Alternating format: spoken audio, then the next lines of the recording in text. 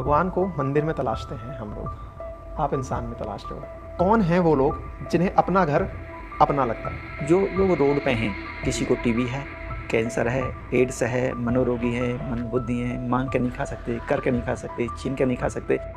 पैसे वालों के लिए तो बहुत से लोग काम करते हैं, लेकिन वो चिरंजीवी बाबा जिसने दम तोड़ा था तड़पते हुए, ऐसे लोगों के लिए कोई काम नहीं करता है। सरकार से कोई पैसा मिलता नहीं, मांगने कोई जाता नहीं। ठाकुर जी को चिट्ठी लिखी जाती है, और वो भी ऐसा नहीं कि वो चिट्ठी जो कहीं सोशल मीडिया पे वायरल की जाती हो, भेजी जाती हो, वो भी नहीं। सब अपना भाग्य लेके आते हैं। संसार में नास्तिक हो, जो परमात्मा पे भरोसा न करता हो, वो यहाँ पे 24 घंटे आके रह के देख ले, उसको पता चल जाएगा कि पूरी व्यवस्थाएं परमात्मा करता है और मैं कुछ नहीं करता। हमारा फोकस रहता है 3 चीज़ें देने पर: अच्छी शिक्षा हो, अच्छे संस्कार हो और अच्छा स्वास्थ्य हो। हमारा संकल्प था हमें बहुत सारे बच्चों की माँ बनना है, माँ बाप बनना है। हम क्यों एक दो के चक्कर में? सेवा हमारे लिए कोई कर्म नहीं, कार्य नहीं, सेवा ही हमारी पूजा एवं आराधना है। और अभी भी यहाँ पे 800 के करीब महिला और पुरुष प्रवचन तो ऐसे हैं, घर वाले उनको ले जाना ही नहीं चाहते। इनकी जो चेहरे की खुशी है ना, जब हम खुशी देखते हैं, वहाँ से वो ऊर्जा निकल के आती है, वहाँ से प्रेरणा रोजाना मिलती है। भारत में इन दिनों जो सबसे बड़ा संघर्ष का कारण बना है वो यही है, मेरा धर्म अच्छा और मेरा ही धर्म अच्छा, इसकी लड़ाई। डॉक्टर साहब ने कितने प्यारे शब्द में कहा, अपना धर्म मानते हैं, दूसरों का सम्मान करते हैं।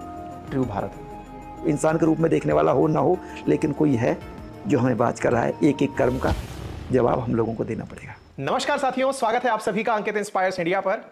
मैं हूं अंकित अवस्थी, लेकिन आज मेरे साथ में जिस तरह शब्द यूज मैंने कर रखा है अंकित इंस्पायर्स इंडिया, ये तो केवल बोल के कर रखा है। आज मैं आपको एक ऐसी शख्सियत से, और शख्सियत भी कपल के रूप में मिलाने ले जा रहा हूं, जो रियल में आप सबको इतना मोटिवेशन से लवरेज कर देंगे कि आपको लगने लगेगा कि जीवन में मानवता की सेवा क्या होती है। मिला रहा हूं आपको डॉक्टर भारद्वाज दंपत्ति से। जीवन का उद्देश्य ही ये था। पैसे वालों के लिए तो बहुत से लोग काम करते हैं, लेकिन वो चिरंजीवी बाबा जिसने दम तोड़ा था तड़पते हुए, ऐसे लोगों के लिए कोई काम नहीं करता है। शुरुआत में हमें ऐसा लगता था हम करते हैं, लेकिन धीरे धीरे पता चला कि पूरी व्यवस्था तो तैयारी तो उनकी पहले से ही है। जब हमने ये शुरुआत की और हमारे दिमाग में यही था कि हम एक ही बच्चे के लिए क्यों सोचें, और आज हमारे पास 213-14 बच्चे हैं। तो साहब शुरू करते हैं, डॉक्टर साहब से आज आपकी वार्ता कराते हैं। बहुत कम बोलते हैं भाई, और सबसे बड़ी बात, मिलना बहुत मुश्किल है। आप पूछेंगे क्या बात है, डॉक्टर साहब घमंडी हैं क्या? नहीं, कहते हैं सेवा करिए, जगह सेवा के लिए बनी है, मुझसे क्या मिल रहे हैं, आश्रम आप सबका है। मैंने कहा डॉक्टर साहब मुझे ना बहुत अंदर से ऐसा लगता है कि बिना पैसे गुजारा कैसे होगा। मुझे ऑफर मिल गया, 4 दिन रह के देख लो, पता चल जाएगा। पैसे की बात से एक चीज़ याद दिला दूँ, डॉक्टर साहब ने बताई, मैं तो एकदम, डॉक्टर साहब आपने आंकड़े दिए, 10.5 लाख प्रतिदिन भरतपुर वाले अपना आश्रम का खर्च है। 3 दिन में 1 करोड़ खर्च होता है 62 आश्रमों का, जो भारतवर्ष में अपना घर के नाम से चल रहे हैं। हमने पूछा डॉक्टर साहब से, डॉक्टर साहब पैसा आता कहाँ से है? ठाकुर जी देते हैं, ठाकुर जी देते हैं। मैं ठाकुर जी से मुलाकात करने के लिए परिक्रमा मार्ग पकड़ के हर महीने गिरिराज पर्वत पहुंचता हूं। इस बार जब गिरिराज पर्वत गया, प्रभु से अरदास लगाई कि प्रभु आपके बारे में ये बहुत ज़्यादा मानता हूं कि आप सबकी पार लगाते हैं। एक मित्र बोला, भाई साहब एग्जाम्पल समेत बताते हैं। हमने कहा बताइए। बोले पड़ोस में ही चलिए, डॉक्टर साहब हैं, उनकी प्रभु से सीधी बात है। मैं कहा वो कैसे? बोले वो ठाकुर जी के सामने लेटर लिख देते हैं कि प्रभु ये जरूरत है, और ऐसा करते हुए 22 साल हो चुके हैं। प्रणाम है आपको, प्रणाम है आपका, बहुत बहुत स्वागत है। प्लीज़ हमें एनलाइटन करिए, कहाँ से शुरू हुआ, कैसे शुरू हुआ, प्रेरणा क्या है, परिवार कैसे चल रहा है, कैसी दिनचर्या है, बहुत कुछ पूछना है। और इसलिए ज़रूर पूछना है क्योंकि ये जो कैमरे के पार बैठी ऑडियंस है ना, ये कहीं ना कहीं आज के इस माया जाल में कंप्यूटर के माध्यम से कुछ अच्छा कंटेंट भी कंज्यूम करना चाहती है, प्रेरणा लेना चाहती है, और आप में वो एलिमेंट है जो हमें इतना दूर से यहाँ तक बुलाया है। डॉक्टर साहब शुरू से शुरू करते हैं। कहाँ के रहने वाले हैं मूलतः? मूलतः हम उत्तर प्रदेश में सहरोई गांव में, डिस्ट्रिक्ट अलीगढ़ में पड़ता है, वहाँ के रहने वाले हैं। वर्तमान में जहाँ हम आपका साक्षात्कार ले रहे हैं, ये अपना घर भरतपुर है, भरतपुर राजस्थान में है। कैसे आगमन हुआ आपका यहाँ तक? बेसिकली हम लोग यूपी से हैं, जैसा कि आपको बताया। हमारे गांव में एक ब्रदर थे, उनका कोई नहीं था, ग्वाला का काम करते थे। ग्वाला समझते हैं? हाँ हाँ, जो बिल्कुल गडरिया जिनको कहते हैं, गाय जो चराते हैं। भगवान श्री कृष्ण की नगरी में ग्वाले की भूमिका बहुत बड़ी है। हाँ, चिरंजी नाम था उनका। जी। तो पूरे गांव के गाय भैंसों को चराने ले जाते थे, और शाम को ला के हमारी एक बगीची थी गांव से आधा किलोमीटर दूर, वहाँ पे ला के छोड़ देते थे। ठीक है। पूरा जीवन निकल गया उनका। उन दिनों हम 6 क्लास में पढ़ते थे। तो उनके घाव हो गए। गाँव में कोई डॉक्टर नहीं था, कभी किसी को वैद्य को दिखा लाए, कभी कोई वैद्य को दिखा लाया, कभी नहीं दिखा के लाए। अंततः लापरवाही होती रही, उनके कीड़े पड़ गए। जब कीड़े पड़ गए तो 1 सवा महीने में उनकी डेथ हो गई और तिल तिल करके तड़पते हुए उन्होंने दम तोड़ा। तो जब से ही ऐसा कुछ मन में था। आप कितने छोटे थे उस समय? 6 क्लास में पढ़ता था। मुश्किल से आप 10-11 साल के रहे। हाँ, 11-12 साल और बाल मन में ये बात आपके छप गई? हाँ, ठाकुर जी को कराना था। ठीक है, फिर मन में तब से ठान लिया? हाँ, जब से ऐसा कुछ था मन में कि ऐसे लोगों के लिए कुछ किया जाए जिनको कोई संभालने वाला नहीं होता है, जब तो यही सोचते थे। ठीक। आपके इस भाव को घर वालों ने भांप लिया था? पता नहीं। तो फिर आप जब भरतपुर आए, आपने यहाँ डॉक्टरी की पढ़ाई की, मैम से मुलाकात कैसे हुई? भरतपुर मेडिकल ग्रेजुएशन के लिए आना हुआ था। ठीक है।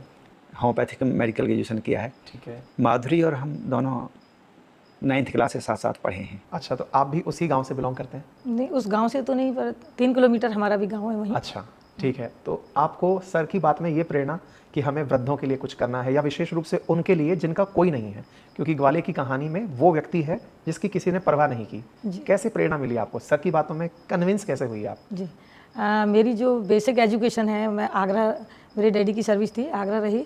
ठीक है। तो वहाँ कई बार देखते थे जो बच्चे हैं ना छोटे, मेरा मन था छोटे बच्चों के लिए करने के लिए। अच्छा। हाँ, तो उनको देख करके प्रेरणा ये आती थी कि इनकी केयर हाँ, करनी है। और ये जो मांगते हैं करते हैं, उस समय इतनी समझ नहीं थी, लगता था कि कितनी इनकी ज़रूरतें ही पूरी नहीं होती, इनके लिए तो कुछ भी नहीं होता।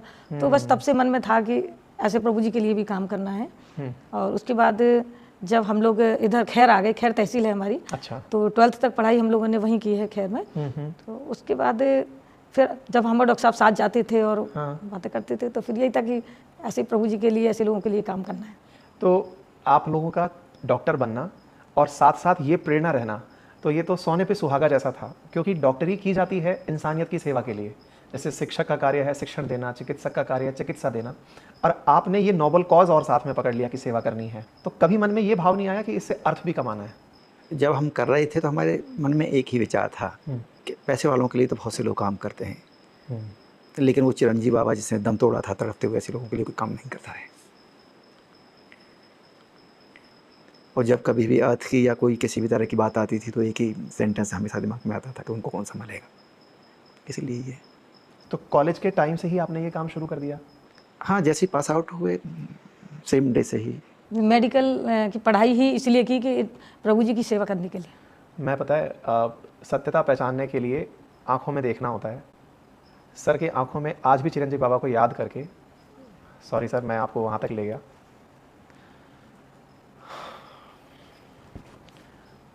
सर आप पानी लीजिए प्लीज़। शुरू करते हैं। तो चिरंजीव बाबा आपको लोगों के सामने चिरंजीवी बना गए सर, क्योंकि बहुत से लोग आज के बाद जो हमारे माध्यम से आपको सुनने वाले हैं, और मेरे जीवन में ये घटना बहुत अमिट छाप छोड़ने वाली है, क्योंकि आईना व्यक्ति का परिचय होता है, और आपकी आंखें स्वतः आईना है, और आपने अंदर तक झांक लिया, मेरे भी, और मैंने झांकने का प्रयास किया तो साक्षात्कार हो गया। आगे बढ़ते हैं। फिर सर आपने शुरुआत की, भरतपुर को चुना। यहाँ पर शुरुआती इंसिडेंट कैसे आपको वो व्यक्ति मिले जिनकी आपको सेवा करनी है? क्योंकि बहुत से बच्चे आज इस पूरी घटना को सुनने के बाद मोटिवेट होंगे सर, और उनका मोटिवेशन 5 मिनट का, 5 दिन का, 7 दिन का, महीने भर का ऐसा भी होगा। कुछ लोग आज ही निकलेंगे, किसी वृद्ध को देख के कपड़े पहना के आएंगे, खाना खिला के आएंगे, क्या कहेंगे, बाबा दिक्कत हो तो अपना घर है, बता के भी आएंगे। इसको कंसिस्टेंटली आप आगे कैसे ले गए? नहीं, जीवन का उद्देश्य ही ये था, दूसरा कोई उद्देश्य तो था नहीं। तो कर पाऊँगा न कर पाऊँगा ऐसा तो कुछ दिमाग में आता नहीं है। पहली बार जो प्रभुजन मिले सर, हाँ, उनके साथ क्या रहा? एक तो जैसे ही हमने पास आउट किया, दोनों काम साथ साथ शुरू किए। ठीक है। कि इनके लिए खाने पीने की व्यवस्था कहाँ से होगी। ठीक है। तो ये मन में था। पहले शुरुआत में हमें ऐसा लगता था हम करते हैं, लेकिन धीरे धीरे जब पता चला कि करता तो वो है, जब पता चला कि पूरी व्यवस्था तो तैयारी तो उनकी पहले से ही है। तो सबसे पहले जो प्रभु जी थे, मैं क्लिनिक पर था, भरतपुर में डिस्ट्रिक्ट हॉस्पिटल के सामने भी क्लिनिक था। तो मुझे बताया कि वहाँ पे एक गांव है, वहाँ पे एक व्यक्ति है, कीड़ा पड़े हुए हैं और खिंचर के वो व्यक्ति चल रहा है। मैंने क्लिनिक से गाड़ी उठाई, वहाँ पे उनके पास पहुँचा। कपड़ों में लेटरिन बाथरूम सब, पता नहीं कितने दिन से तो नहाए नहीं थे, बालों के गुत्थे बने हुए थे, जटाएँ बहुत लंबी लंबी थी, स्मेल आ रही थी। फिर गाड़ी में बैठाया, गाड़ी में बैठाने के बाद में ये 7 बजे की बातें हैं, 7 बजे मैं क्लिनिक पे लेके आया, 8 बजे तक क्लिनिक का टाइम था। तो थोड़ी देर उनको वहाँ से कुछ मूँगफली दी, 250 ग्राम मूँगफली दी हमने तो लेके, तो वो तो छिलका सा है तो उनको पूरी को चबा के पानी दिया। तो हम तो उसी हिसाब से पानी दे रहे थे गिलास में, लेकिन वो एक जग पानी को पी गए। फिर उनको 1 किलो केले खरीद के दिए, वो 1 किलो केले भी खा गए। उसके बाद उनको घर ले आई, घर ला के उनको खाना खिलाया तो उन्होंने 34 रोटी खाई, 34, और उनका नाम रख दिया, उनको रोटी राम कहने लगे फिर सभी, इतने ज़्यादा भूखे थे। और जब सुबह जब जगे, हम ऊपर थे, वो नीचे थे, ऊपर से माधुरी ने जब देखा तो माधुरी ने कहा कोई गाय आ गई है डॉक्टर साहब घर में, और काफ़ी गोबर पड़ा हुआ है नीचे। और जब हमने उनको नीचे आकर देखा, मालूम पड़ा कि उन्होंने वहाँ पर पूरी लाइटिंग कर रखी थी, पूरा कैंपस जो है ख़राब हो रहा था। तो वो हमारे सबसे पहले प्रभु जी थे जिनको हम लेके उनकी आए थोड़ा थे। सा मानसिक स्थिति भी ठीक नहीं थी, मांगने की स्थिति में भी नहीं थे, कोई चल फिर नहीं सकते थे, पता नहीं कब से उनको भोजन नहीं मिला, कब से उनको, उनके पैर में घाव भी था। और कई बार क्या होता है, जब ऐसी स्थिति होती है, कहीं जंगल में झाड़ियों के पास एकांत में पड़े होते हैं, तो वहाँ किसी की कई बार नज़र भी नहीं पड़ती, ये भी होता है। आज मैं जब एंट्री किया तो आज जो अपना घर आश्रम है उसमें गेट पर घुसते ही लेफ्ट में अभिषेक भवन है, अगर मैं सही हूँ तो मुझे बताइए। और जब मैंने जाना प्रभुओं से कि ये क्या है, तो जवाब था कि जब कोई प्रभु ऐसे आते हैं जो कि कहीं से आए हैं, जिनके ऊपर गंदगी लगी है, वो कहीं ऐसी जगह बैठे थे जहाँ अपने सुध बुध में नहीं थे, तो उनका अभिषेक कराया जाता है, उनकी बाल कटिंग कराई जाती है, अच्छे कपड़े पहनाए जाते हैं, भोजन खिलाने से पूर्व उनकी कंप्लीट तैयारी की जाती है।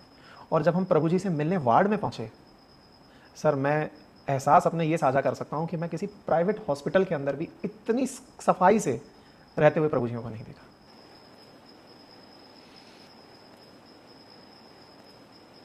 जितना अच्छे से हमारे यहाँ पर प्रभु जी अपने घर में रह रहे हैं, अब तो मैं बोल रहा हूँ हमारे प्रभु जी अपने घर में रह रहे हैं। ये आपने व्यवस्था में कि अभिषेक भवन होगा, फिर वार्ड होगा, चिकित्सकीय सुविधाएं होंगी, इसका कैसे खांचा कैसे तैयार किया कि ये ज़रूरत है, कैसे कैसे आप लोग स्टेप वाइज बढ़ते चले गए। और मैं माफ़ी चाहूँगा बीच में टोकने के लिए, आपने जो बात बोली ना कि ठाकुर जी सब कर रहे हैं, मैं इस सवाल को भी पूछूंगा प्लीज़। एक परिवार होता है, परिवार में जितने सदस्य बढ़ते जाते हैं, उस परिवार का जो संभालने वाला होता है, बेटा हो सकता है, पिता हो सकता है, माँ हो सकती है, वो हर एक का ख्याल रखते हैं कि इनकी ज़रूरतें क्या हैं। तो जिस तरह से प्रभु जी आते गए, उनकी ज़रूरतों के हिसाब से, पहले तो एक जगह ही रहते थे, छोटी जगह थी, 23 प्रभु जी थे जब तक। तो हमारे एक छोटा सा घर है 20 बाई 20 का, उसी में रहते थे। अच्छा, जब आप तक भी वहीं संस्था रहते नहीं थे और थी। प्रभु जी भी वहीं रहते थे? हाँ, प्रभु जी वहीं, छोटी सी जगह थी, जगह इतनी छोटी थी कि वहाँ पे चारपाई और बेड नाम की तो लगा नहीं सकते थे। 20 बाई 20 का एक हॉल था, उसी में बस चटाई डाल रखी थी, वहीं पे हम सोते थे और वहीं पे प्रभु जी सोते थे। तो इस तरह से जब वहाँ पे रहते थे, तो वहाँ की ज़रूरत के हिसाब से जिस तरह से संसाधन आ गए कि किसी से चंदा तो मांगने जाते नहीं थे।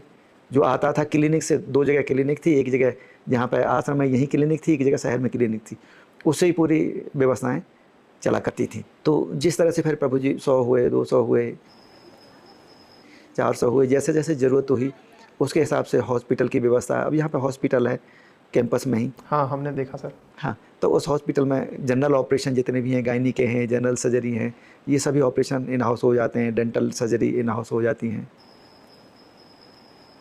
अभी जब मैं डॉक्टर्स की संख्या पूछ रहा था, कितने डॉक्टर्स वर्तमान में कार्यरत हैं सर अपने पास? हाँ, 34 डॉक्टर्स हैं जो अपनी सेवाएं देने के लिए आते हैं, अपने अपने हिसाब से आते हैं। और सबसे बड़ी बात, यहाँ पे केवल 3 डॉक्टर्स ऐसे हैं जिनको हमें पेमेंट देना होता है, बाकी 31 डॉक्टर तो वॉलंटरी सेवाएं देते हैं और अपनी खुशी से आते हैं जब ज़रूरत पड़ती है। 24 घंटे में जब ज़रूरत हो, जब यहाँ पे डॉक्टर जो है अवेलेबल हैं। रहने की व्यवस्था यहाँ पर 26 तरह के होम माता बहनों के लिए है और 26 तरह के होम चाचा भैया दादा के लिए हैं। जैसे ट्यूबरकुलोसिस है तो दोनों के लिए अलग अलग होम है, डायबिटीज़ है अलग अलग होम है, डिमेंशिया है, हेपेटाइटिस है, एपिलेप्सी है, हाइपरटेंशन है, मालनरिश्ड है, ओबेसिटी है, बच्चे हैं 0 से 1.5 साल तक के लिए, 1.5 से 4 साल तक के लिए, 4 से 11 साल तक के लिए, 11 से 18 साल तक के लिए, सभी के लिए अलग अलग आवासीय व्यवस्थाएं, जैसे जिनको ज़रूरत है वो व्यवस्थाएं वहाँ पर उसी तरह की अवेलेबल होंगी। खाना भी डायबिटिक होम में अलग खाना जाएगा, कार्डियक होम में उनकी समस्या अलग भोजन जाएगा, जो ओबेसिटी वाले हैं जिनका वजन ज़्यादा है उनको अलग भोजन जाएगा, माल नरिश्ड हैं उनके लिए अलग भोजन जाएगा। सभी की ज़रूरत के हिसाब से पूरी व्यवस्थाएं जो भी ज़रूरत होती है उस तरह की उपलब्ध करा दी जाती हैं। सर आज मैंने टेबल देखी, 6190 प्रभु जी थे आज जब मैं आया था। इतने सारे लोगों की भोजन की व्यवस्था कैसे होती है?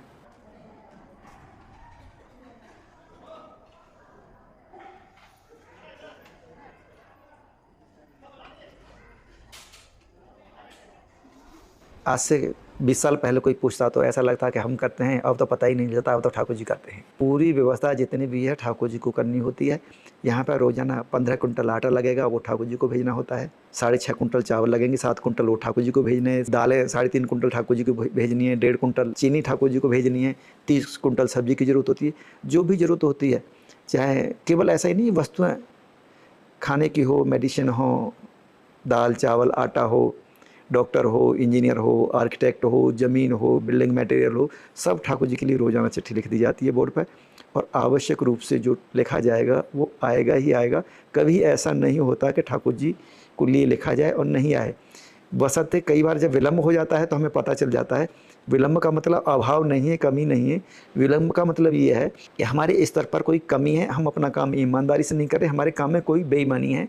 इस वजह से ये अभाव जो है संकेत है ठाकुर जी का कि हम अपने काम को ईमानदारी से कर रहे हो। और ईमानदारी और बेईमानी भी इस तरह की नहीं कि आर्थिक रूप से कोई बेईमानी हो। विशेष रूप से बेईमानी किस तरह की?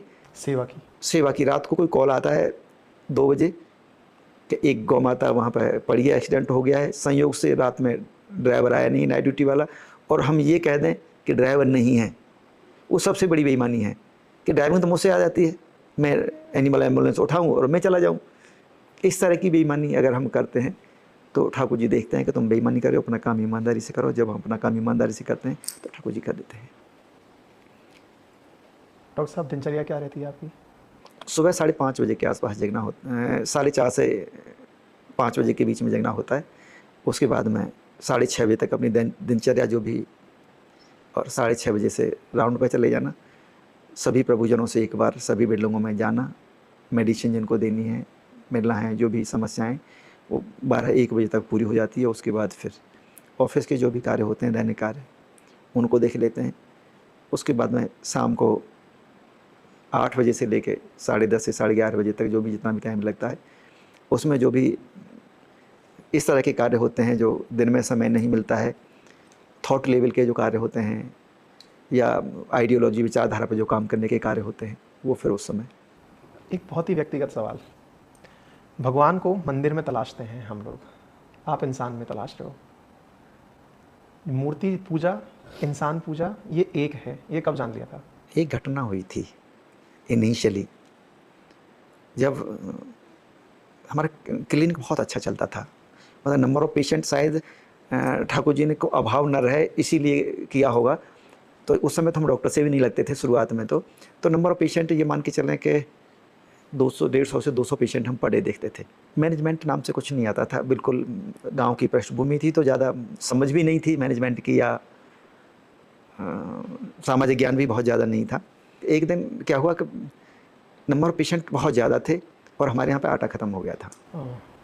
माधुरी सुबह से ही कह रही थी 10-11 बजे से ही कि शाम को भी हमारे यहाँ रोटी नहीं बन पाएंगी, ये देख लो आटा नहीं है, आटा मंगा लो। तो नंबर ऑफ पेशेंट ज़्यादा रहे, जो स्टाफ था वो भी एंगेज रहा। कहते कैसे शाम हो गई 11 बजे, शाम का तो कैसे भी माधुरी ने भोजन बना दिया। प्रभु जी भी थे, हम सब लोग थे। अच्छा, प्रभु जी रहते थे उस समय? हाँ, प्रभु जी रहते थे। जब तक अपना घर को कोई जानता नहीं था, जब तक घर की बातें हैं ये। दूसरे दिन सुबह सुबह ही एक बाबा आ गए। जैसे ही बाबा आए, उन्होंने कहा कि मैं भूखा हूँ। सुबह 7 बजे का टाइम था।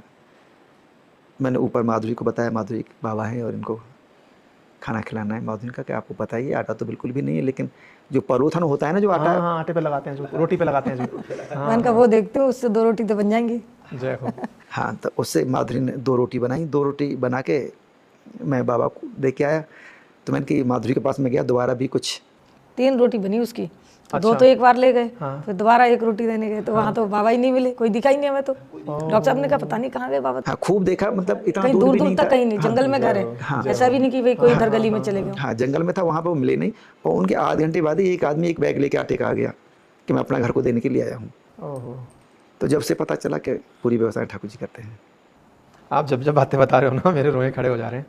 ये साक्षात्कार ईश्वर का था और वो आपको निमित्त बना रहे थे कि अपनी सेवा अपने इस तरह से ले। क्योंकि मैं इस बात को मान रहा हूँ कि परमात्मा ने ना सेवा के लिए, कहते हैं कि जन जन में ईश्वर विराजमान है, और उस जन जन में ईश्वर की सेवा करने का जो नज़रिया है वो मानवता है, मानवता की सेवा, और वो आप जो कर रहे हैं।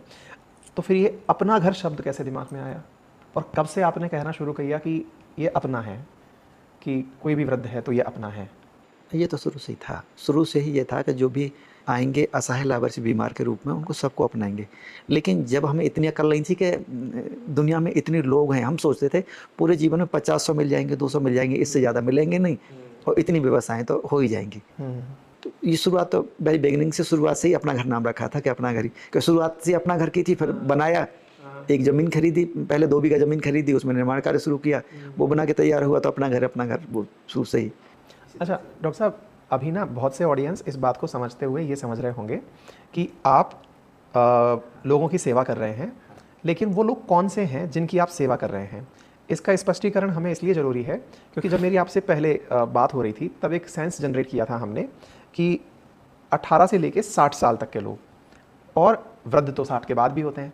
तो आपकी वो जो मतलब कैसे आपने ये सेग्रीगेट किया कि मुझे इनकी सेवा करनी है? कौन हैं वो लोग जिन्हें अपना घर अपना लगता है?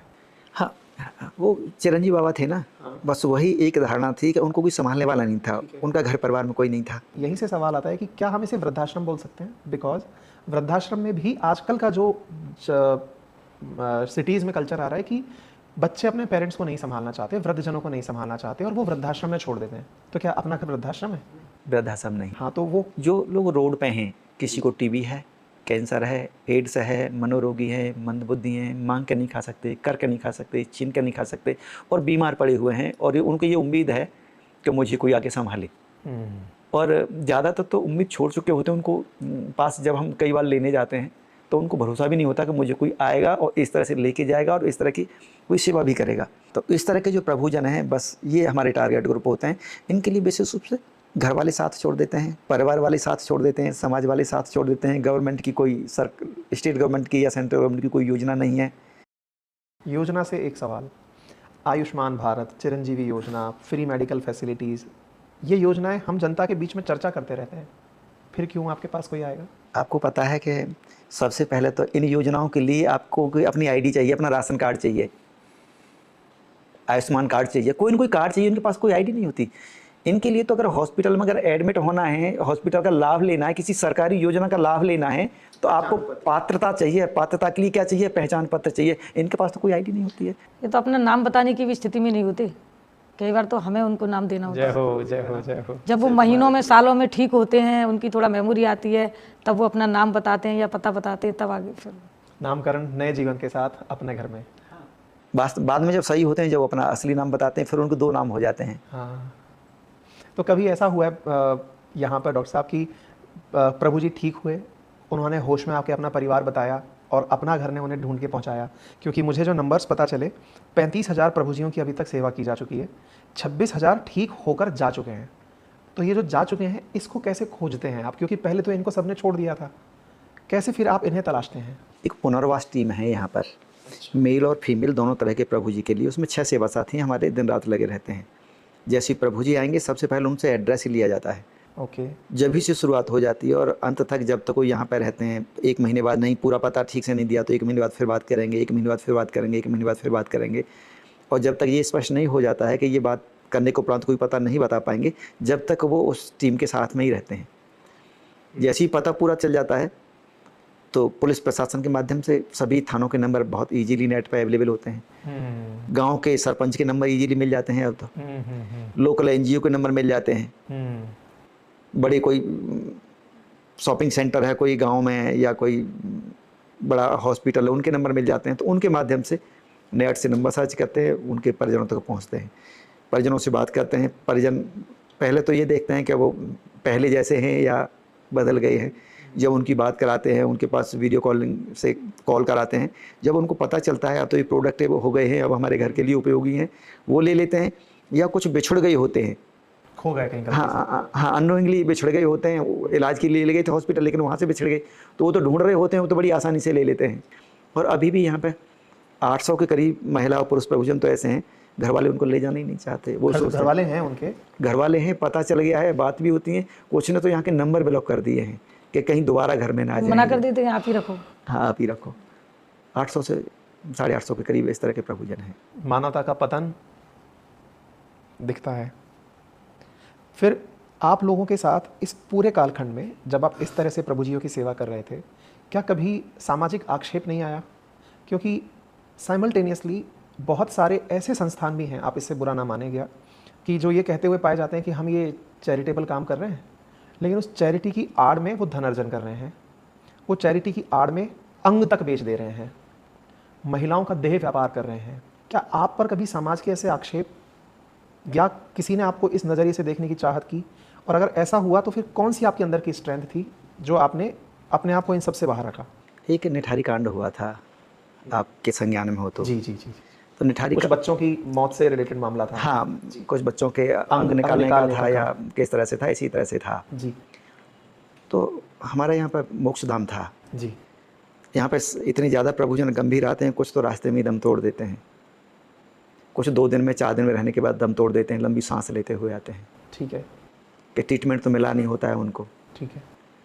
तो औसतन 2 प्रभुजियों का शरीर पूरा होता है यहाँ पर प्रतिदिन 60 प्रभुजियों का शरीर पूरा होता है।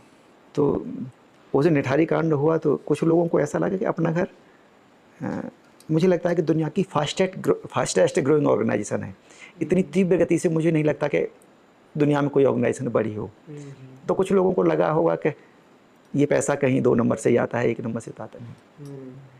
और हम बताना चाहेंगे, अपना घर में ऑनलाइन डोनेशन जो आता है 98% डोनेशन ऑनलाइन है, जो शायद दुनिया में किसी ऑर्गेनाइजेशन के पास हो। कैश में तो डोनेशन हमारे पास है ही नहीं। और हमारे ट्रांजैक्शन भी, हमारा जो पेमेंट है वो भी चेक से पेमेंट है, 98% 99% चेक से पेमेंट है। तो कुछ लोगों को ऐसा लगा होगा कि यहाँ पे कुछ गलत होता है, कहाँ से ये पैसा आ रहा है। उनको ये तो पता नहीं है कि यहाँ पे तो ठाकुर जी विराजमान होते हैं, और जब इतने प्रभुजन है तो सब अपना भाग लेके आते हैं। तो उन्होंने सेंट्रल गवर्नमेंट को लिखा, स्टेट गवर्नमेंट को लिखा, पीएम को लिखा, सीएम को लिखा, राष्ट्रपति को लिखा, राज्यपाल को लिखा, IBC बहुत सारी जगह लिख दिया कि निठारी से भी बड़ा कांड ओह माय गॉड यहाँ पर होता है। तो कई ऑफिसर आए यहाँ पे, लेकिन हमें उससे बहुत फ़ायदा हुआ। हमें जितना उस जांच से फ़ायदा हुआ उतना फ़ायदा किसी से हुआ ही नहीं। तो कई लेवल की 1 साल तक की जांचें चलती रहीं, आते रहे सभी। और एक बार तो एक ऑफिसर आए, उन्होंने शाम को ही पूछ लिया था कि मैं 11 बजे आ रहा हूँ, वहीं पे मिलना। मैंने कहा ठीक है। संयोग से 6:30-7 बजे सुबह एक कॉल आ गई बालाजी से, जहाँ से 90 किलोमीटर है। स्टाफ उस समय ज़्यादा था नहीं। मेहंदीपुर बालाजी काफ़ी दर्शनीय है जी। हाँ, काफ़ी दर्शनीय है। तो वहाँ से मैंने कि 10 बजे 10:30 बजे तक आराम से वापस आ जाएंगे। वहाँ से 1 बज गया वापस आने में। 1 बजे का जो ऑफिसर से वो काफ़ी नाराज़ हुए कि मैं यहाँ पे 11 बजे से बैठा हूँ, मैंने आपको पहले बता दिया था, आप सपोर्ट नहीं करें। मैंने ऐसी बात नहीं है, जिस माँ को हम लेके आए उनकी हालत देख लीजिए, उनके कीड़ा पड़े हुए हैं और उनको ढूंढने में समय लग गया। जब वो ज़्यादा नाराज़ हुई, हमने कि क्या आप कितने बड़े चार्ज लगे हैं। मैंने कि ये सिद्ध आपको करना है जो हमारे ऊपर चार्ज है। हमें ये सिद्ध नहीं करना है कि हम निर्दोष हैं, आपको सिद्ध करना है कि हम दोषी हैं, और हमें पता है हम दोषी नहीं हैं। तो दुनिया को कोई ताकत हमें दोषी सिद्ध कर नहीं सकती, तो हमें पता है।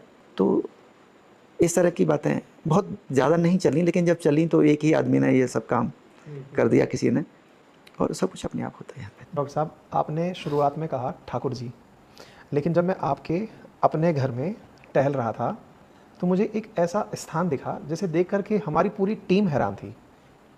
आपने पूजा का स्थान बनाया हुआ है जिस पर सब धर्म के लोग बैठ करके ईश्वर की प्रार्थना में लगे हैं। ये क्या विचार है? 2 बातें अलग अलग हैं। हमारे लिए सभी धर्म समान हैं, लेकिन दोनों में अंतर क्या करते हैं हम लोग? अपने धर्म का पालन करते हैं, दूसरों के धर्म का सम्मान करते हैं। अपने धर्म का पालन करना, दूसरे के धर्म का सम्मान करना, ये हमारी मोरल ड्यूटी है और ये इंसानियत है। यहाँ पर जितने भी प्रभुजन आते हैं, यहाँ पर प्रभुजन देखे जाएँ तो 4,500 हिंदू हैं, 1100 करीब मोहम्मडन हैं, ईसाई हैं 70-75, जैन हैं 25 करीब, सिख हैं 70-80, तो सभी आते हैं। तो हमारा जो उद्देश्य होता है यहाँ पे लाके, ये नहीं होता है कि इनको भोजन दे दी जाए, दवाई दे दी जाए, वस्त्र दे दिए जाए, इत्सिर कर दिए जाए। हमारा जो उद्देश्य होता है, हम कोशिश करते हैं कि इनको खुश कैसे रख सकते हैं। तो मुझे आप बताइए मैम, अभी आप कुछ बता रहे थे कि आपके यहाँ पर प्रभु जी रोजे भी रखते हैं जी। क्या है उनका मतलब सिस्टम? कैसे मैनेज करते हैं फिर आप? सिस्टम जैसे सुबह उनके पूरा हम लोग पता करके रखते हैं कि कितने बजे, डेली का उनका टाइम चेंज होता है सुबह रोजे खुलने का। और शाम को भी शुरू होने का, खुलने का। तो उसी हिसाब से पूरा सिस्टम बनाते हैं और सुबह उनको क्या चाहिए, जो जो चीज़ें दी जाती हैं, हम तो पहले कुछ जानते नहीं थे, सारा पता करके पूरा वही बताते रहते हैं। प्रभु जी सब समझदार, और पूरा 1-1 महीने तक रोजे रखते हैं वो लोग। और एक बार तो कहा मम्मी आप, मैंने कहा ठीक है, उन्होंने उसका मैं भी एक बार रोजे रही। अच्छा। वो क्या है कि अब दिन में काम इतना करना होता, संभव नहीं होता, लेकिन एक बार मैं रही और वो लोग सब बहुत खुश हुए, उनके साथ नमाज अदा करना और सारा कुछ करते थे, बहुत आनंद आता है। भारत का जो सच्चे धागे में पिरोने वाली जो गंगा जमनी तहजीब है ना, वो आप यहाँ देख सकते हैं। हम अभी बात कर रहे थे कि भारत में इन दिनों जो सबसे बड़ा संघर्ष का कारण बना है वो यही है, मेरा धर्म अच्छा और मेरा ही धर्म अच्छा, इसकी लड़ाई। डॉक्टर साहब ने कितने प्यारे शब्द में कहा, अपना धर्म मानते हैं, दूसरों का सम्मान करते हैं, ट्रू भारत। मुझे ना जब मैं था अंदर घूम रहा था तो एक प्रभु जी ने कहा कि मुझे ना आज केला खाना है। तो जो हमारे साथ प्रभु जी गए थे, जो हमें विजिट करा रहे थे, उन्होंने कहा हाँ अभी भिजवाते हैं। फिर मुझे जानकारी मिली कि यहाँ प्रभु जी से पूछा जाता है कि आपको क्या खाना है, आपको मिठाई खानी है, रबड़ी खानी है, मूवी देखनी है। मैं आश्चर्य किया कि प्रभु जी मूवी तक दिखाते हैं। तो हम ये नहीं देखते इनको दवाई, भोजन, वस्त्र, ये तो कहीं पे भी मिल जाते हैं। हमारा जो सबसे पहला फोकस रहता है, ये फोकस रहता है कि इनके जीवन में अभाव किस बात का है। अभाव किस बात का है, कोई ये कहने वाला नहीं मैं हूँ, चिंता मत करो। तो सबसे पहले तो ये उनके अंदर कॉन्फिडेंस हो जाए कि यहाँ पे मेरे अपने हैं, और जिससे मैं मन की बात कह सकता हूँ या कह सकती हूँ, और जो मैं कहूँगा वो पूरी होगी ही होगी। तो उसी क्रम में हमारे इसमें कुछ लगता नहीं, सबसे बड़ी बात इसमें कुछ लगता नहीं है। कोई नमाज अदा कर रहा है और कोई प्रार्थना कर रहा है तो क्या फ़र्क पड़ता है। उनका अपनी एक पद्धति है, उनकी दूसरों की अपनी पद्धति है, तीसरों की अपनी पद्धति है, उनको उसी में खुशी मिल रही है, उसी में खुशी में। अच्छा, इसमें तो कुछ लगाना ही नहीं पड़ा, और हम बाउंडेशन कर दें कि भाई ठीक है आप तो यहाँ पर हिंदू धर्म का ही करोगे। तो क्यों हिंदू धर्म, क्यों हम तो सब धर्म हैं और सभी धर्मों को समान रूप से हम लोग देखते हैं। दूसरा, इनके लिए खाने पीना किस वजह से, एक समय था जब प्रभु जी खुल के अपनी बात नहीं कह सकते थे, जैसा हम देते थे वैसा खा लेते थे, जैसा पहनाते थे वैसा पहन लेते थे, जहाँ सुला देते थे वहाँ सो जाते थे, उनकी इच्छाएं नहीं थी। फिर थोड़ा थोड़ा करके कुछ प्रभु जी ने बताने लगे कि मुझे ये चाहिए वो चाहिए। तो हमने कहा कि सामान्य रूप से अगर हमें इनको प्रभु जनों को खुश रखने के लिए काम करना है तो उनकी सब बातें हम नोट करते हैं कि आज प्रभु जी ने क्या कहा, क्या बताया, क्या डिमांड की। उन डिमांडों को हम इकट्ठा करते जाते हैं, फिर वो पूरी कैसे होंगी उस पर एक्शन करते हैं हम लोग। सही मायने में अपना घर कहते हैं ना, घर में आपको ज़रूरत है तो आप बताइए, घर में अपनों को बताइए। तो यहाँ पर रियल में मैंने ये चीज़ देखी और आज मैं देख करके आश्चर्य किया। मैं डॉक्टर साहब से पूछूंगा क्योंकि मैं अलग से घूम के आया हूँ। यहाँ पे मैंने शॉपिंग सेंटर तक देखा है और उसमें पता चला है कि टोकन दिया जाता है कि ये लेके जाओ, ये नोट है, वो टोकन से जाके सामान खरीदो। बोले कुछ माता जो हमारी यहाँ पर हैं, बुआएं जो यहाँ पर हैं, बोले उनमें से किसी को चाहिए कि उन्हें चूड़ी खरीदनी है, किसी को मांग भरनी खरीदनी है, किसी को कंगा खरीदना है, कुछ यहाँ पे जाएंगी वो लेकर आएंगी। तो मुझे ये याद आया, कहते हैं ना कि महिलाओं को शॉपिंग की आदत होती है, आपने वो आदत भी खुशी के लिए यहाँ पे रखी हुई है। ये शॉपिंग सेंटर जो है ये महिलाओं के लिए ही है। एग्जैक्टली।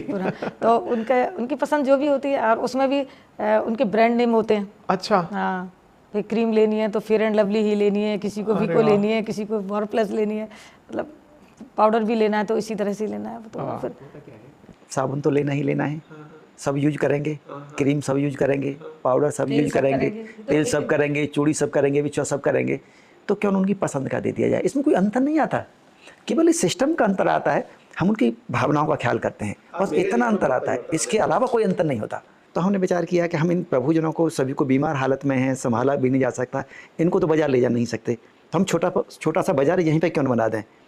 तो यहीं पे क्यों न बना दें, तो यहाँ पे एक थिएटर बना दिया, उसमें 186 सीटर 100 रोजाना चलता है, और अपने आपसे प्रभुजन शो देखने के बाद वो अपने कैफेटेरिया एक दिन पहले उनसे डिमांड लेते हैं कि भी क्या खाओगे आप? हाँ, वो अलग अलग होता है ना कि भी आज इस वार्ड से जाएंगे, आज यहाँ से जाएंगे, तो उनसे पहले पूछते हैं, तो वो फिर उनकी पसंद के 3-4 आइटम।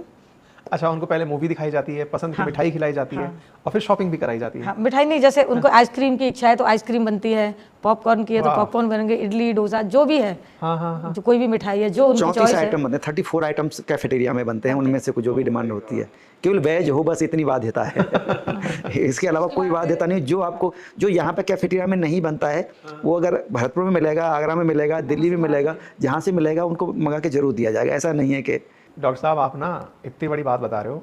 आजकल के घरों में हालत ये है कि घर की दादी माँ, बुजुर्ग बेड पे लेटा हुआ अगर चाय भी मांग लेना दूसरी बार तो महिलाएं, बच्चे, संतानें अपनी घुर्रा के पड़ती हैं। कम से कम वो भारत का घर तो है नहीं, कोई दूसरा घर हो सकता है। कम से कम हमारी संस्कृति ये नहीं कहती, हमारे शास्त्र ये नहीं कहते हैं, हमारे संत ये नहीं कहते हैं। हमारे संत, शास्त्र और संस्कृति, परिवार की एक अलग ही परिभाषा है। परिवार में जो बड़ा आदमी है वो सबसे बाद में खाएगा और सबका ख्याल रखेगा, वो उस तरह का घर है ये।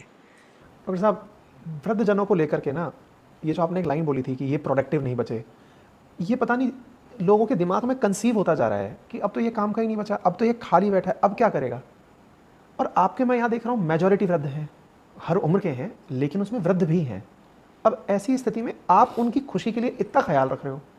चिरंजीव बाबा है, मैं भी मान रहा हूँ, लेकिन हर दिन आप कैसे मतलब उनको देखते हैं कि इनकी अंतिम यात्रा को खूबसूरत बना रहे हैं, आप कैसे देखते हैं इस चीज़ को?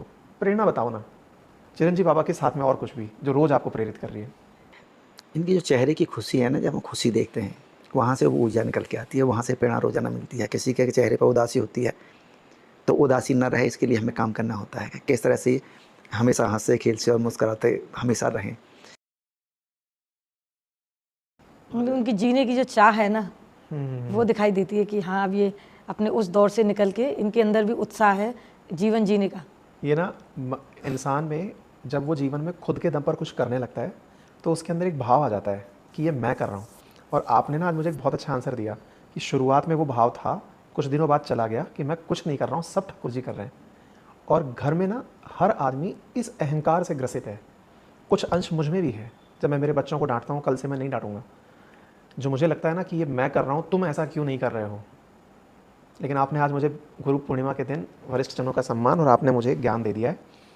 मेरे जीवन में एक बहुत बड़ा लेसन है कि हम दूसरे को कंट्रोल करने की जो गलती करते हैं, गलत है। नहीं, यहाँ पे तो अगर आप देखेंगे ना, अब यहाँ पे जो भी हो रहा है सब अपने आप हो रहा है, यहाँ पे कोई करता नहीं है। कोई भी आदमी संसार में नास्तिक हो, जो परमात्मा पे भरोसा न करता हो, वो यहाँ पे 24 घंटे आके रह के देख ले, उसको पता चल जाएगा कि पूरी व्यवस्थाएं परमात्मा करता है और मैं कुछ नहीं करता। यहाँ पे पूरी व्यवस्था अपने आप होती है। यहाँ पे कोई कमाने वाला नहीं है। दुनिया का ऐसा घर हो जिसमें रोजाना 10 लाख 10.5 लाख रुपए खर्च होते हो, कमाने वाला कोई हो नहीं, और फिर भी सब अपने आप आ जाते हैं। सरकार से कोई पैसा मिलता नहीं, मांगने कोई जाता नहीं, ठाकुर जी को चिट्ठी लिखी जाती है। और वो भी ऐसा नहीं कि वो चिट्ठी जो कहीं सोशल मीडिया पे वायरल की जाती हो, भेजी जाती हो, वो भी नहीं, लिखी जाएगी कि बोर्ड पे ऑफिस में ही लिखी जाएगी, उसके अलावा कहीं। लेकिन सब आता है, सब अपना भाग्य लेके आते हैं। दोस्तों, मैं ना डॉक्टर साहब से पूछ रहा था कि डॉक्टर साहब, बहुत कुछ करने का मन करता है लेकिन डर लगता है कि यदि ये कर दिया तो ये छूट जाएगा, ये कर दिया तो ये छूट जाएगा। डॉक्टर साहब ने कहा 4 दिन रह लो बस यहाँ पे आकर के, आपको पता चल जाएगा आप कुछ नहीं कर रहे हो, सब प्रभु कर रहे हैं।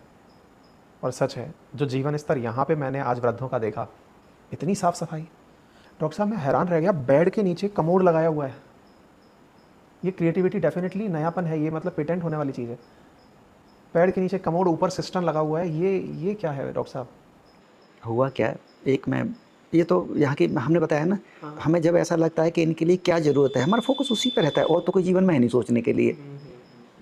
हमें लगा कि बड़ी तकलीफ होती है, हड्डी टूटी हुई है, उठा के गोद में ले जाएंगे, कोई हड्डी टेढ़ी हो जाएगी, कुछ हो जाएगा, तो क्यों नहीं यहीं पे ऐसी कोई डिवाइस लगा दी जाए, उसको तैयार कर दिया जाए जो यहीं से हो जाए। आप जो कह रहे हैं ना साफ़ सफाई वाला, अभी यहाँ पे JP नड्डा साहब और वसुंधरा जी आई थी। अच्छा। तो वसुंधरा जी ने, हमारे वीरपाल सिंह सर हैं जो यहाँ पे बहुत बड़ा काम देखते हैं, उनके साथ में थी। उनसे 3 बार पूछा कि ऐसी सफाई यहाँ रोजाना होती है? और उसके बाद भी वो मेरे साथ थी, तो फिर मुझसे भी पूछा कि आप ये बताओ माधुरी जी, ये हम आए हैं इसलिए हुई है या हमेशा ऐसी है? तो मैंने कहा आप 24 घंटे कभी भी आइए।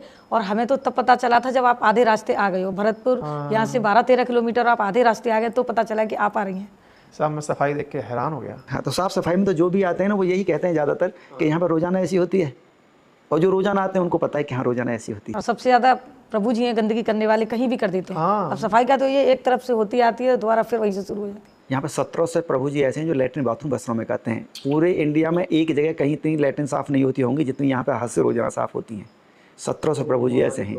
उसके बाद भी क्योंकि हम अपने घर को साफ़ नहीं रखेंगे, हुआ क्या है कि हम इसको मंदिर कहते हैं, तो हमारे लिए मंदिर है, आप समझ सकते हो। आप हमारे लिए ये पूजा है, प्रार्थना है। अपना घर की जो शुरू होती है ना, सेवा हमारे लिए कोई कर्म नहीं, कार्य नहीं, सेवा ही हमारी पूजा एवं आराधना है। तो अपनी पूजा एवं आराधना के स्थल को आप कितना साफ रखते हैं, ये बताइए। तो बस हम तो उसी तरह से रखते हैं भाई, ये हमारा पूजा का केंद्र है, हमारे आराधना का केंद्र है, और सभी हमारे साथी सभी यही स्वीकार कर चुके हैं, तो साफ तो रखना ही पड़ेगा। पूजा के केंद्र को आप गंदा नहीं रख सकते। हमारे साथ जो हमारा सेवा करने वाले साथी हैं, स्टाफ जिसको कहेंगे, तो उनका भी भाव वही है, प्रभु जी केवल कहते ही नहीं, मानते भी, है ना। सुबह आएंगे तो आने के साथ हर व्यक्ति की अपना घर में जो सेवा का काम शुरू होता है 5 प्रभु जी के चरण बंदन से होता है, हर व्यक्ति का। ओहो, जैसे आप मंदिर में जाएंगे, मंदिर में जाकर धूप लगाएंगे, ऐसे यहाँ होता है। तो यहाँ पर 5 प्रभु जी के सामने धूप लगानी पड़ेगी आते ही सभी को। 500 सेवा साथी तो पेड़ है यहाँ, 500 से ज़्यादा हो गया तो वो हो, जो भी सामने 5 प्रभु जी हैं उनको हाँ। अच्छा, चरण स्पर्श करना। केवल यही नहीं कि पदाधिकारी वो सेवा साथी करते हो, स्टाफ ही करता हो, सेवा पदाधिकारियों का भी यही है। अपने हाथ से अभी कल अभिषेक हुआ है, अभिषेक यहाँ पर विशेष चलता है, जो भी पदाधिकारी हैं, अध्यक्ष हैं, सचिव हैं, कोषाध्यक्ष हैं, अन्य पदाधिकारी हैं, और जो भी भरतपुर से जुड़े हैं, आना चाहते हैं सेवा में, वो आएंगे, वो अपने हाथ से प्रभु जी को नहलाएंगे, स्नान कराएंगे, सौं साफ करेंगे, सब काम अपने हाथ से करते हैं। अच्छा, तो एक दिन फिक्स भी होता है इस चीज़ का कि किसी को आना है देखने के लिए, करने के लिए सेवा, या फिर प्रतिदिन ऐसा सिस्टम होता है? नहीं, प्रतिदिन कभी भी, कभी भी। अच्छा, कभी भी आ जाए, वो एक दिन पहले वो बता देते हैं कि बड़े ग्रुप में आते हैं तो एक दिन पहले बताना होता है कि 50-40 आएंगे तो एक दिन पहले बताना होता है। 1-2 आ रहे तो कभी भी आ जाएं। जय हो। यहाँ पे आलोक रंजन जिला कलेक्टर थे यहाँ पे, उन्होंने खुद आके प्रभु जी का अभिषेक किया, एक दिन खुद उन्होंने आए, प्रभु जी को नहलवाया, सब काम किया। ये स्थिति है। धन्य है भरतपुर की धरा। डॉक्टर साहब, हालांकि इतने सारे क्वेश्चंस पूछने के बाद मेरे जवाब खत्म हो चुके हैं, मतलब सवाल खत्म हो चुके हैं, लेकिन एक सवाल मेरी ऑडियंस के लिए पूछना चाह रहा हूँ मैं मेरे को आंसर मेरे सारे मिल चुके हैं। आपसे शुरुआत में मैंने पूछा था, आप दोनों संतान उत्पत्ति नहीं है। मुझे तो समझ में आ चुका है कि ये पूरा परिवार आपका अब अपना है, अपने ही अपने हैं, इतनी संतानें हैं। कैसे एक दूसरे को समझाया, समाज को कैसे समझाया? और आज तक हर आदमी को सबसे बड़ा जो डर है ना, 6 प्रकार के डर बताए गए बुद्धिजीवियों द्वारा, उसमें सबसे बड़ा डर है कि मैं चला जाऊंगा, मेरे बाद मेरों का क्या होगा? आप ही बताइए, शुरुआत आपसे करिए, क्योंकि महिला समाज में सबसे ज़्यादा महिलाओं से ही पीड़ित है। ये मैं नहीं, शेक्सपियर की एक पर्टिकुलर इस पर पंक्ति है कि महिला की सबसे बड़ी दुश्मन महिला है, वुमन जेलेसी के ऊपर। आपने कैसे हैंडल किया और कैसे कन्विंस किया? मेरा शुरू से मन था बच्चों के लिए काम करने का, ठीक है, ये था। तो जब हमने ये शुरुआत की और हमारे दिमाग में यही था कि हम एक ही बच्चे के लिए क्यों सोचें, 1 या 2 बच्चे के लिए, हमारे पास इतने बच्चे होंगे ना। और आज हमारे पास 213-14 बच्चे हैं। और जब हम किसी चीज़ का एक संकल्प ले लेते हैं ना, संकल्प का मतलब होता है जिसका कोई विकल्प नहीं होता। तो ये हमारा संकल्प था कि हमें बहुत सारे बच्चों की माँ बनना है, माँ बाप बनना है, हम क्यों 1-2 के चक्कर में, है ना। और वही अगर कोई ये कहता है कि भाई इसको कौन संभाले, ये करे, इतने सारे बच्चे हैं ना, संभालने की हम क्यों चिंता करेंगे। और हम कौन सा श्योर हैं कि अगर 1 या 2 है वो विरासत को संभाल ही लेंगे, हम भी या कोई भी व्यक्ति। डॉक्टर साहब, विरासत का सवाल था। तो ये है कि ये विरासत वाली कहानी आपने कैसे समझाई खुद को? तो अब तो इतना बड़ा मैं देख रहा हूँ, अपना घर जिला घोषित हो जाना चाहिए। इतना मैं तो कह रहा हूँ कि ये कई बार लगता है मिनी इंडिया। मिनी इंडिया भाई, ये मतलब इसको अपने आप में थोड़े दिन बाद चुनाव कराने लगोगे आपकी, यहाँ वार्ड का चुनाव हो रहा है। तो हमारे इतने बच्चे हैं कि उन सब के बीच में बहुत खुश हूँ, बहुत अच्छा लगता है, बहुत सारे बच्चों के साथ में। डर नहीं लगता मेरे बाद? क्या डर तो जब हो जब मैं संभालना हूँ, जय हो। मेरी जागीर हो हो। या मुझसे कुछ ये मैं लाइन हो। पकड़ गया। एक्चुअल में ये ठाकुर जी कर रहे हैं। जो आज सोच रहा है इसके लिए वो कल नहीं सोचेगा।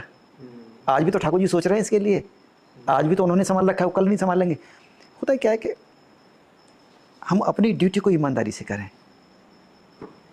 दूसरे के कार्यों में हस्तक्षेप न करें। ये तो सीधा सीधा हस्तक्षेप है, करना ठाकुर जी को सोच हम रहें, बिना मतलब कि आ बैल मोए मार, ये कहावत है गाँव की। तो तकलीफें मोल लेने का तरीका है ये।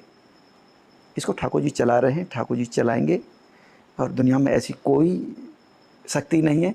अगर हम सब लोग अपना ईमानदारी से काम करते रहें, अपने कर्म को ठीक से करें, तो कहीं लेस मात्र भी तकलीफ कभी भी आने वाली नहीं। और सिद्धांत हमेशा सर्वाइव करते हैं, सिस्टम हमेशा सर्वाइव करता है।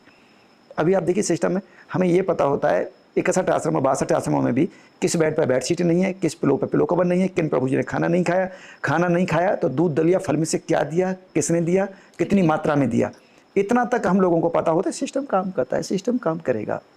इंसान का काम है सिस्टम बना के सही तरीका व्यवस्थित करना और संसाधन देना परमात्मा का काम। उसने 33 करोड़ देवता इसलिए छोड़ रखे हैं कि आप जाओ, जहाँ जहाँ मेरा काम हो रहा है वहाँ वहाँ मेरी व्यवस्था करो। हाँ, जिस दिन ये मेरा कार्य हो जाएगा मैं करूँगा, उस दिन यहाँ पे तकलीफ ही तकलीफें होंगी, उस दिन मुझे सोचना पड़ेगा मेरी बात कौन चलाएगा।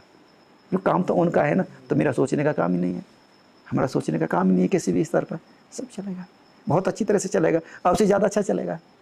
क्योंकि वो चला रहे हैं, उनका अपना काम है। अपना काम हम है। सोच रहे हैं मालिक पैसा चला रहे हैं, पूरी दुनिया चला रहे हैं। ये भ्रम होता है, इस भ्रम को तोड़ना पड़ेगा। डॉक्टर साहब एक सवाल और, यहाँ पर हमने देखा बच्चे हैं, बच्चों के बारे में जब जाना पता चला उनकी माताएं भी हैं। माताएं और बच्चे आप तक कैसे पहुँचे? वृद्धजन का तो आपने मुझे बताया। यहाँ पर माता बहनें आती हैं, गर्भवती हालत में आती हैं। गर्भवती हालत में आती हैं तो उनको फिर संभाला जाता है, ट्रीटमेंट कराया जाता है। ट्रीटमेंट के बाद में जब डिलीवरी का टाइम हो जाता है तो उनको डिलीवरी कराई जाती डॉक्टर है। साहब माताएं गर्भवती तो हॉस्पिटल जानी चाहिए, आपके पास क्यों आती हैं? वो कौन सी माताएं हैं? जो या तो घर से बिछड़ गई किन्हीं कारणों से, या घर वालों ने छोड़ दिया मंदिर मस्जिद चर्च गुरुद्वारे के सामने के यहाँ भोजन मिल जाएगा। छोड़ते समय वो ये नहीं देखते कि इन बहन को संभालेगा कौन, इसका भाई बनकर रक्षा कौन करेगा। वो छोड़ देते हैं। समाज की स्थिति इसी से पता चलता है। तभी 14 माता बहनें हैं जो गर्भवती हैं, और अभी इसी महीने में 5 बच्चों को जन्म हुआ है। आज 22 तारीख है, 22 दिन में 5 बच्चे यहाँ पर पैदा हुए हैं। तो इनकी परवरिश का हम पूरा ख्याल रखते हैं। 2-3 बातें हैं हम जो ध्यान रखते हैं बच्चों का परवरिश में। इनको कभी भी इस बात का एहसास ना हो कि मेरी माता पिता ठीक से नहीं है। हमारा फोकस रहता है 3 चीज़ें देने पर फोकस रहता है। अच्छी शिक्षा हो, अच्छे संस्कार हों और अच्छा स्वास्थ्य हो। अगर ये 3 चीज़ें बच्चों के पास होंगी तो कहीं कोई तकलीफ़ नहीं आएगी। इस पे हम लोग काम करते हैं। कुछ बेटियां जो बड़ी हैं, बड़ी घर से बिछड़ के आ जाती हैं, या मदर फादर थे नहीं, और अब तो जो गवर्नमेंट के होम होते हैं ना, बालिका गृह, 18 साल के बाद उनको वहाँ से फ्री कर देते हैं, लीगल फ्री कर देते हैं। लीगल फ्री कर देते हैं तो हमने गवर्नमेंट को सभी को, पूरे भारतवर्ष में जितने भी स्टेट हैं सभी स्टेट को लिखा है कि इस तरह की बहनें अगर आपके पास हैं, बेटियां हैं, तो आप हमें दे दो। लीगल फ्री करने का मतलब उनको सड़क पर मत छोड़ो। तो इस तरह से कुछ बेटियां, 3 बेटियां आई थी अभी, तो उनकी शादी की पूरी जिम्मेदारी, शादी जिस धर्म से है, केवल ये नहीं कि शादी करनी हो, अभी 2 बेटियों का निकाह भी किया गया है। और मोहम्मदनों में ही इस्लाम धर्म के ही बेटे देखते हैं, और उनकी रीति नीति से ही जो भी उनके रिवाज होते हैं उसके हिसाब से ही पूरी व्यवस्था। निकाह, शादी करनी तो शादी करनी, निकाह करना है तो निकाह करना है। और अंतिम समय में भी जैसे प्रभु जी का शरीर पूरा हो जाता है, 2 शरीर रोज़ाना पूरे होते हैं, जो जिनको दफनाना है तो हम दफनाने कब्रिस्तान ही लेके जाते हैं। वहाँ पर लास्ट राइट भी उनके धर्म के अनुसार ही हम लोग करते हैं। ऐसा नहीं केवल हिंदू धर्म के हिसाब से कर दो, तो वहाँ पर भी हम लोग ख्याल रखते हैं। वो नहीं है भले ही, लेकिन कोई तो हो जो देख रहा है हमारे कर्मों को, उस पर हमारा पूरा फोकस रहता है कि कोई दूसरा देखने वाला हो, इंसान के रूप में देखने वाला हो ना हो, लेकिन कोई है जो हमें बात कर रहा है। एक एक कर्म का जवाब हम लोगों को देना पड़ेगा। चाहे शादी है, त्यौहार है, अंतिम संस्कार है, ये तो होने ही उनके धर्म के अनुसार चाहिए। हमने अपना घर स्कूल भी देखा, इसका कंसेप्ट कैसे आया? जब हमारे बच्चे बड़े हो गए, अभी 100 बच्चे हैं जो अपना घर के स्कूल में जाते हैं। ये स्कूल भी देखेंगे तो अब भरतपुर में इतने इस लेवल के स्कूल नहीं मिल पाएंगे जिस लेवल का स्कूल है। अभी 8th क्लास तक का है, कंप्यूटर लैब उसमें है। बच्चे डे बोर्डिंग चलता है कि हमारे पास समय कम होता है तो उनका होमवर्क वगैरह भी विद्यालय में हो जाए। छोटे बच्चों के लिए सोने के लिए उसमें पूरे डाइनिंग वगैरह, खाने के लिए, फिर सोने की व्यवस्था उनके लिए। हाँ, जिसको आराम करना है रिटायरिंग रूम बने हुए हैं बच्चों के लिए। जिनको आराम करना है 50 बच्चे एक साथ उसमें सो सकते हैं, आराम कर सकते हैं। छोटे और इतना प्यार से सो रहे थे, उनको देख करके ऐसा लगा कि जैसे सांचे में सो रहे हो ना, एक साथ आराम से बैठे हुए हैं, कूलर चल रहा है। उनको देख करके मन किया कि इनके साथ थोड़ा पल यहीं पर रुक करके बिताया जाए। विद्यालय में तो हमारा ताला लगा हुआ था, हम रिटायरिंग रूम में गए थे जहाँ पे अपने पुराने वाले भवन में। नहीं, वो रिटायरिंग रूम नहीं, रिटायरिंग रूम तो विद्यालय में अलग से है। विद्यालय में अलग से, विद्यालय में अलग से, डे बोर्डिंग जैसे हो गया जैसे ना। किसी को 1 घंटे के लिए बच्चे को सोना है, हाँ 2 घंटे के लिए सोना है बच्चे, जैसे नर्सरी का बच्चा है, अब वो सुबह 7 बजे से लेकर शाम को 5 बजे तक रहेगा, तो उसको दिन में 4 बार सुलाना है। विद्यालय में सुलाना है, विद्यालय में सोने की और इस पूरी व्यवस्था विद्यालय में है। सोना भी है, उनके गेम भी होने, होमवर्क भी होना है पूरा दिन उनका। हाँ, मैंने बच्चे से 13 का पहाड़ा पूछा, धड़ल्ले से जवाब दिया। मैंने कहा भाई ये तो मुझे भी नहीं पता है, तुम उल्टा पलट के मुझसे पूछ लेते। लेकिन बच्चे पढ़ भी बहुत अच्छा रहे। डॉक्टर साहब की जय हो।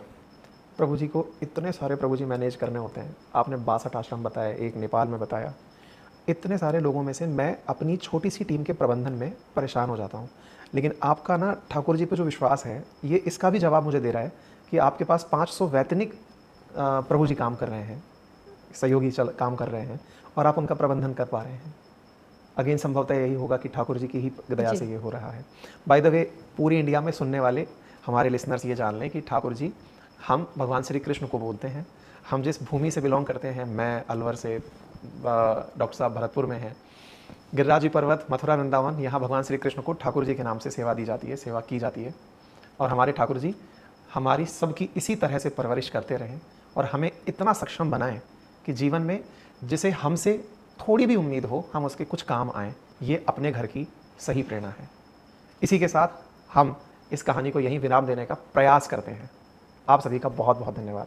डॉक्टर साहब, बहुत बहुत धन्यवाद। प्रणाम। प्रणाम।